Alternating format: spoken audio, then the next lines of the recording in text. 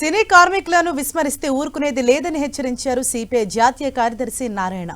సినీ కార్మికులు ప్రజలకు వినోదాన్ని పంచుతున్నారన్న ఆయన వారి డిమాండ్స్ లో న్యాయం ఉందని అంటున్నారు. ఇక తెలుగు సినిమా ఇండస్ట్రీలో స్కిల్స్ ఉన్నవారు లేరని నిర్మాతలు అనడం కరెక్ట్ కాదన్నారు. వేరే ప్రాంతాల నుంచి కార్మికులను తీసుకొచ్చి ఇక్కడి కార్మికులకు అన్యాయం చేయొద్దన్నారు.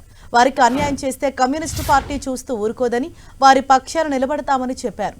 వెంటనే సినీ కార్మికుల సమస్యలపై రాష్ట్ర ప్రభుత్వం స్పందించాలని సిపిఐ నారాయణ కోరారు. ప్రపంచానికి దేశానికంటే కూడా ఒక ఆహ్లాదాన్ని చూస్తూ ఉన్నారు. అందులో వాళ్ళు అడుగుతుంది ఇప్పుడు 30% హైక్ ఎక్కువ పెంచమని అడుగుతున్నారు.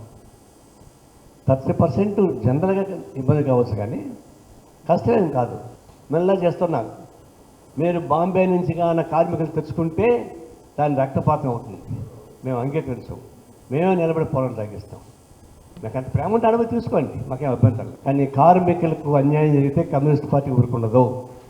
మేము కార్మికుల పక్కన నిలబడతాము. దానిలో సాధక బద్ధకాలు ఉంటే చర్చించడానికి సిద్ధంగా ఉన్నాము. ఆ ప్రకారం రాష్ట్ర ప్రభుత్వం స్పందించాలి.